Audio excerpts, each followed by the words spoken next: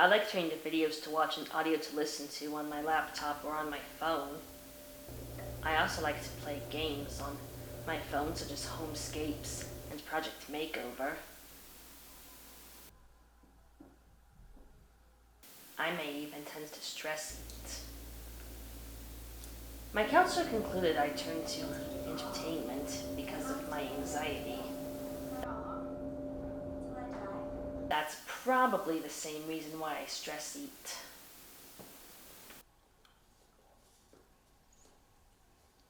Anxiety can be featured in Asperger's syndrome like what I have, but I don't think you have to have Asperger's syndrome or even depression to have anxiety. What triggers someone's anxiety varies depending on the person. For instance, I concern over the quality of my schoolwork and if I deserve the good or passing grades I receive. The thought of being judged or criticized. I have a very mean inner critic. And certain germs and grease stains spreading. Ugh, I don't like that. I'm not the most social human being either. I may hesitate in contacting or even approaching other people, even though I'm not a total recluse. I also have work anxieties, especially when I'm starting a new job. Even searching for a job is challenging for me.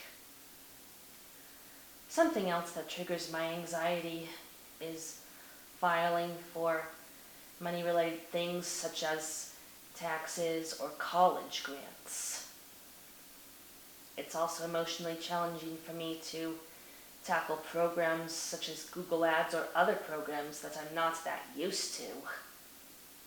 Long lists of tasks are no picnic for me either. With troubles such as anxiety, it's not easy to focus on schoolwork nor to participate in certain social situations. Don't get me wrong, I still do schoolwork and I have searched for jobs. It's just more difficult for me, and I constantly need breaks from the important things I have to do in life. If you have anxiety, you're not alone. Not only does it vary what triggers other people's anxiety, but it also varies what the people do, like how it varies what other people do. Something that I usually feel anxious about is my friends and them not liking me. So like when I hang out, I get worried about things that I say and like I overthink what I say, and I get really anxious about that. There are definitely specific things that overwhelm me. Sometimes in like stressful situations, I do fine, but in less stressful situations, when I take a minute, I tend to overthink things, and that's when I get the most anxious. I actually do really well in social situations. It's when I remove myself from those situations and like think about the things I said. And I tend to have like more anxiety when it comes to overthinking. So when I'm like with my friends and in the moment, I do fine. But when I remove myself from that moment, it's when I get anxious. So something I really like to do is read. But besides that, I really like to talk to my roommates and to my friends and to my parents because I'm a very vocal thinker. So when I get to talk out loud, when I get to think things out loud, it really helps me to like get rid of that anxiety. I also really like to lay on the floor. I don't know why, it's very grounding. It just kind of like helps me calm down. For me, I feel the most anxious around dilemmas that concern personal morality and also concerning scholastic endeavors such as turning in school assignments on time or being prepared for an upcoming exam. I've dealt with anxiety since I was, well, really for my entire life, but I guess it really made itself manifest when I was in middle school. So this has definitely not been, it has definitely not been solely a part of my college experience. It has been a part of my life since I can remember. When I'm given a specific assignment that is particularly challenging or there is an upcoming exam, that's when my anxiety starts to kind of reveal itself a little more, and I get a little more like the symptoms of my clinical anxiety start to show.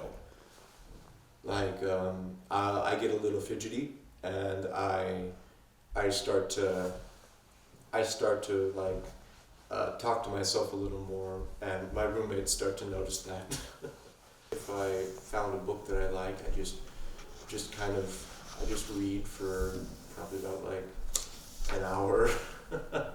Depends on how good the book is. Or I would probably call a family member if it was convenient. I've also been known to just watch TV if I have time. And this is all granted that I have time to spare and I'm not working on homework or currently on another assignment, whether it be ministering or out and about doing my job. So the things that I feel anxious about is being surrounded in a large group of people that I don't know. Also, when I'm new to something and I'm expected to learn in a really fast pace, I tend to get really overwhelmed about it and start to second guess if I, my worth and if I can, actually do it. I guess it's just more about meeting new people. I'm very scared what they think of me when they first meet me. Whether or not, if I guess I tend to compare my looks to that person's looks as well. So something like that. Mm-hmm. Even before I was in college, I was going through these things. Like I said, I do feel anxious when I'm in a large group of people, and that can happen outside of school. It can happen at work. It can even happen at your own house.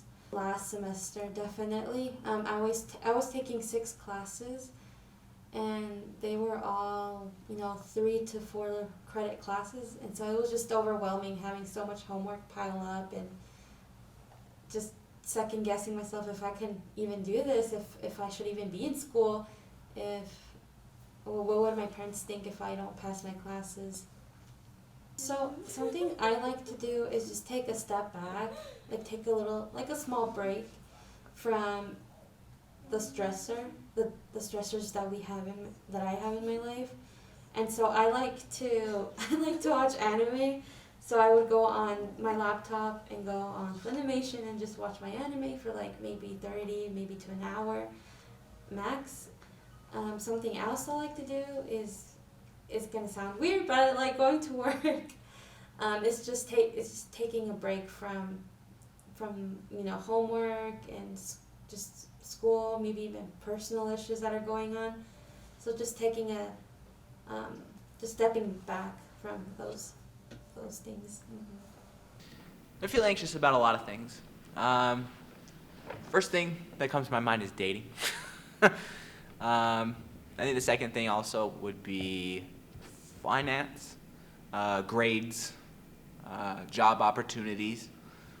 With dating, there's so much to think about. And I think the sheer amount of stuff that goes on when you're trying to form a relationship with somebody, I think that's what intimidates me the most. Not knowing what to do, I guess. That's also a part of it. And I think I've had some bad philosophical outlooks on it, and so that's probably caused more harm than good. I think with finance, there's a lot of uncertainty. Right now, I'm a college student, so I'm not exactly salaried or anything like that, so I'm not guaranteed, $3,000 a month or anything like that. I'm living off of $250 every 2 weeks. So that's just a little bit of anxiety for me, is just making sure that what I have to my name stays over a certain point, so that I have a barrier, a buffer. That guy Dave Ramsey, he said that your emergency fund should be about $1,000. I've lived by that and some of his other principles that he's talked about. Um, and then with grades, my grades are super important to me. They're a direct measurement to me of how I'm handling life. Um, having It just shows that I'm doing my best and I'm not sloughing off my work. I care very deeply about the way that I work and the way that I conduct myself in my classes, and so um, I strive super hard to show that I'm putting my best effort forward, even though even though I acknowledge that I do make mistakes, it's okay. The big thing that I do is I play hockey. I picked it up as a kid, and it's become my adult sport, as it were. I had picked it up. I had experienced it just playing it in PE a couple of times, but it wasn't until I got here on campus that I had really started to appreciate it more. I had I run the floor hockey group here on campus when COVID isn't being mean, um, and it was an awesome experience to be able to meet new people. Some of my most dearest friends are come from that group. It's true that people get anxious over certain things, but anxiety is constant worrying and probably even panic. The freshman year of college is probably the most challenging thing in a person's life. True, each year of college does have its own challenges. However, the freshman year and the senior year are probably the most challenging and possibly the scariest. Freshmen, they're new to college. They have to get used to the schoolwork, the people living there, the expenses, even the environment. Seniors, on the other hand, they're met with the most advanced classes that the college offers in their major. Also, seniors concern over applying for graduation and getting their graduation times set up. They also wonder, or at least some may also wonder, what am I going to do after I finish college? If you're like me, you wonder if an internship will go well. So, anxiety kind of causes this fight or flight response to occur where the body is preparing to face an intense situation. Your body will start pumping out chemicals and hormones. They'll get your heart pumping and oxygen flowing, basically trying to prepare to either fight or flee a situation. And this is a normal response, and it's important to keep us safe. But with someone who struggles with anxiety, this fight or flight response is often overused. So, meaning the stress of the event when compared to the body's response to that stress is somewhat disproportionate. Some examples might be like if a student is walking into a crowded room, if someone who has anxiety, that would be an anxiety inducing situation in some cases, or sitting down to take a test, or even just asking a roommate for a favor can cause this anxiety response when maybe that wasn't an appropriate response for your body to want to go into that fight or flight response. So for students, anxiety can cause all sorts of problems with sleep, with focus, even mood fluctuations, and so much more. So all of these things that are affected by anxiety impact the ability for a student to function in school. So basically, anxiety can be quite detrimental to students in college, to their success, really, if not handled properly. Students are faced with a ton of stress. I'm sure any student on campus can tell you that they are stressed out. And simply moving away from home and being thrown into a new environment with new people and a lot of responsibility is enough to cause plenty of stress. And stress is normal, especially in college. But for many, the frequency and intensity of stress in college may lead to anxiety. A common problem I see with students is that they get into this anxiety snowball effect, basically, where the work a student is facing is causing anxiety, so they respond to that anxiety with some sort of relaxation technique that may distract and disturb their schedule, which in turn causes them to struggle even more in school, which leads to more stress. So this is a very vicious cycle, which is unfortunately quite common. Anxiety is something that can come up in any portion of your life. There are plenty of stress inducing situations that someone can have anxiety about or be anxious about. It just so happens that students in college are faced with a lot of stress, but even just the stress of being an adult, living out in the world, having to get a job and face the daily tasks of living can be anxiety inducing. College can be really difficult because it is a transition year. Moving from K-12 education to college is quite a leap. And for many students, that transition is difficult. And and being faced with a lot of new situations makes anxiety even worse, basically. So things like having to do all of your coursework by yourself and make sure that you're on a good schedule, good sleep schedule, getting all of your work done and doing all the tasks of daily living are suddenly all your responsibility. When before, maybe in high school, you had teachers that supported you, maybe your parents helped you a lot, and suddenly those sources are less available to you. You have a lot more responsibility placed on your shoulders suddenly. So I definitely have seen a lot of students come into college and have that anxiety be worsened because of those transitions associated with moving to college. Generally speaking, anxiety is going to be a response to a perceived stress. So when you talk about and ask the impact of what might be most freshman or sophomore, junior, senior, um, the question is going to be, well, all of those offer their own unique particular type of stress. So if you consider the brand new student, uh, the newness, the novelty of college experience, like how to get into their classes, finding where their classes are, learning how to study. I mean, just that whole orientation to not knowing how to properly budget your time, schedule, and be successful. A lot of that newness can just be very overwhelming and stressful and anxiety inducing. Well, that kind of thing that is stressful for that student may no longer be stressful for a senior level student because they already know how to navigate class. They've already learned their strategies for success, and they've adopted good study skills that they're confident in that help them to do well. So they don't stress out about that as much anymore. But their stresses might be considering, well, I'm about to graduate, and what about next steps like a job? You know, what if a student is trying to apply for and get a job while they're also trying to keep classes?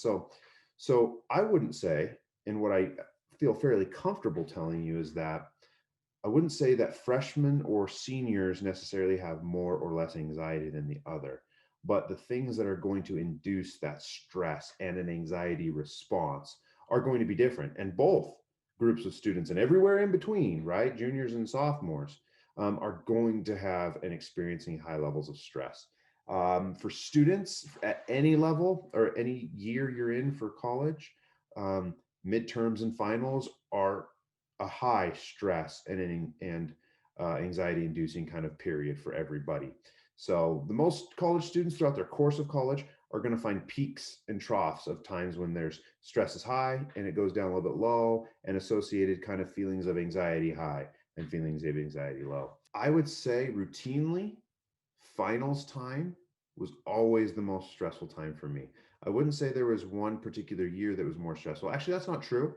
I would say probably the most stressful year of college, uh, where maybe I had, and I'm trying to think if anxiety is the right word.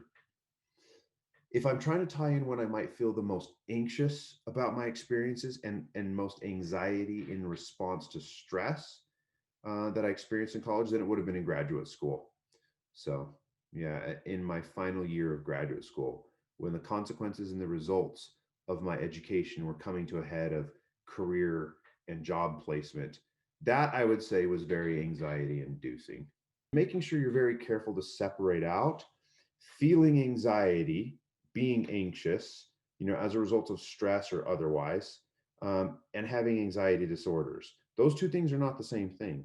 Someone who struggles from and experiences an anxiety disorder, the reasons for that and the level of emotion that they feel in response to that is not necessarily the same as somebody who's just feeling anxious or having some feelings of anxiety as response to stress.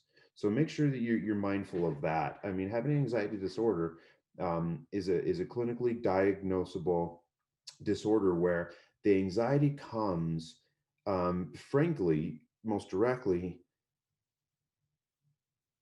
that is kind of illogical, meaning it lasts longer and is focused on things that most people typically don't experience. So, an anxiety disorder is not the same thing as feeling anxious. I get feelings of anxiety, especially when it's, I mean, have somebody ask me to speak in church. And not only is that stressful, but that gives me symptoms of a little bit of anxiety, butterflies in my stomach, unsettling, things like that. And that's a normal response to a situation where maybe I'm not the most comfortable in. So anxiety is a normal response. Everybody is coded neurologically and biologically to feel anxiety. And so that's a normal response to stress, and that's okay. But that is very different than somebody who experiences that in a way that is completely out of control and unmanageable, and in response to things that it's heightened in a way that it likely shouldn't be, or at least it isn't for most everybody else. A student can very reasonably get very overwhelmed at finals time, and usually for good reason, because there's a lot going on. There's a lot on your plate. There's a lot happening for school, a lot of classes, worry and concern over doing well in the class because maybe this last test is going to impact substantially your final grade in the class. And that is a very reasonable thing to feel stressed out about. And that would be totally normal to feel some anxiety over that situation. But that doesn't mean somebody has an anxiety disorder. That is typically somebody who is responding normally and appropriately to a high stress situation, moving towards that distinction between disorder and a response to an environmental stimulus. Environmental stimulus means like an exam you having come up, having to speak in church, or take on a new calling, or starting a brand new job, or having troubles with in your family, loss in the family, or troubles and heartache, or challenges that you see from a sibling or a loved one, or even a roommate. I mean, if you have a roommate who makes life hard for you, that can have a little bit of anxiety, especially if you don't get along with that roommate, for example. That might make you feel anxious. But if you're saying always, meaning like you consistently feel anxiety and it will not go away, even in periods where there's no reason to feel it because there is no active or real threat, or even a very real stressor that is being put on you, but you just feel it.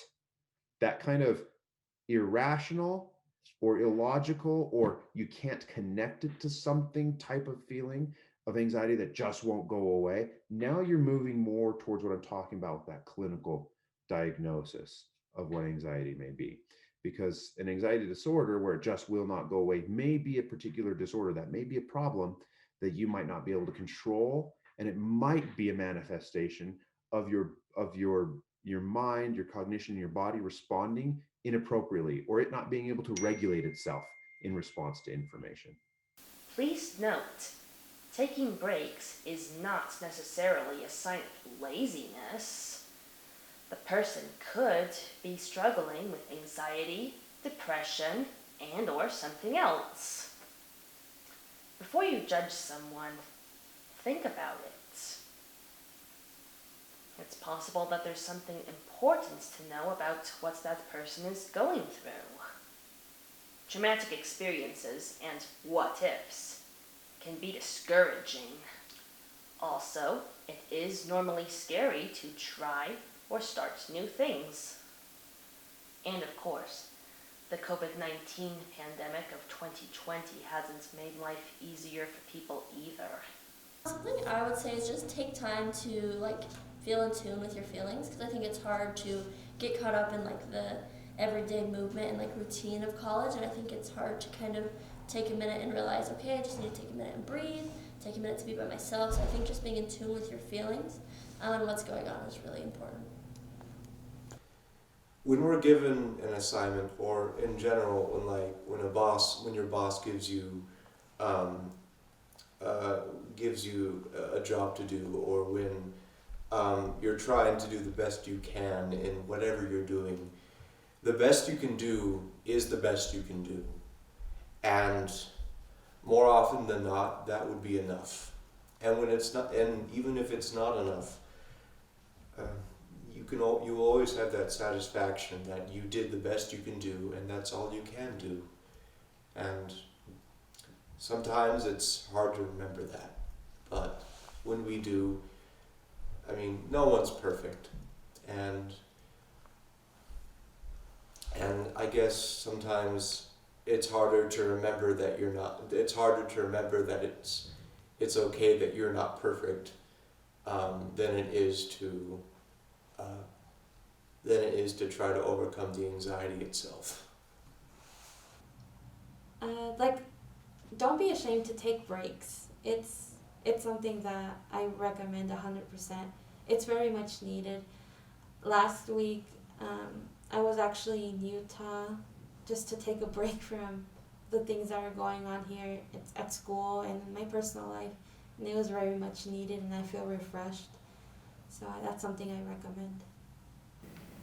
For a couple of reasons, I think it's important to remember that when we're moved to anxiety or when we're moved to fear, sometimes it's honestly a motivator. I don't think, I don't know.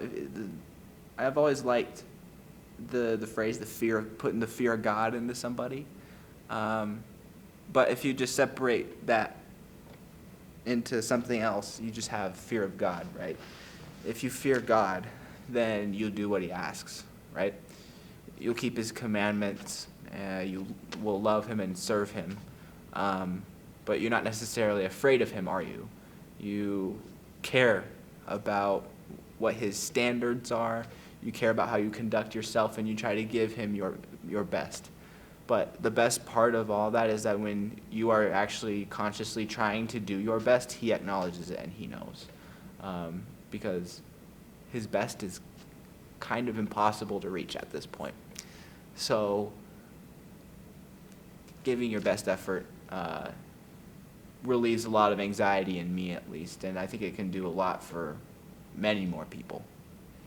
So Marvin J. Ashton was a 70 and an apostle once upon a time, forever ago. And he gave a talk about self-management. And this is what he said about one aspect of self-esteem. One of life's eternal pursuits is learning to know oneself. Dr. Thomas Harris shares this worthy thought with us.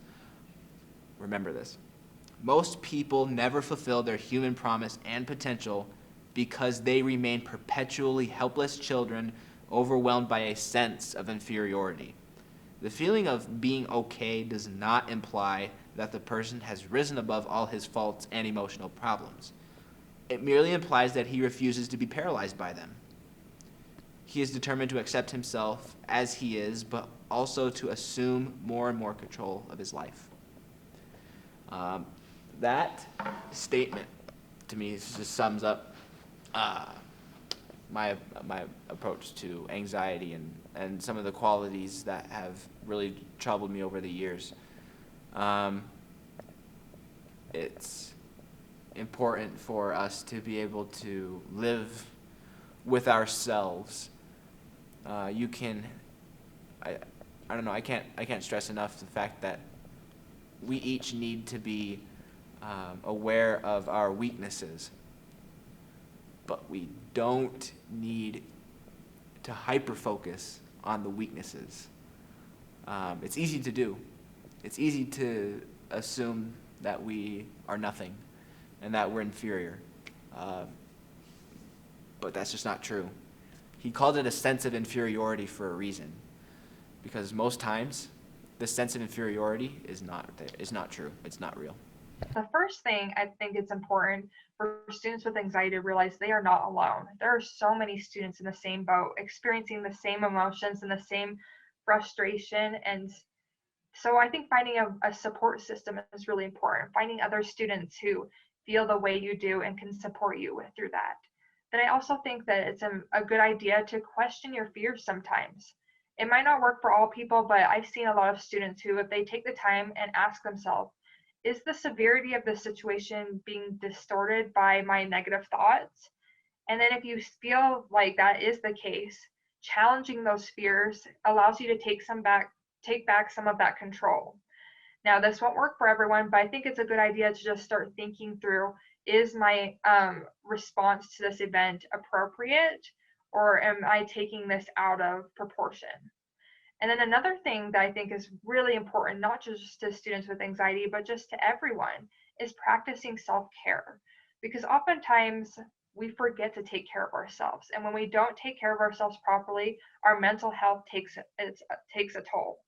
So it's really important to take time to yourself, whether it's 15 minutes, 30 minutes, an hour, whatever is necessary to connect with yourself and have that positive self affirmation, basically. And that could be really, really helpful to your mental health and therefore your anxiety.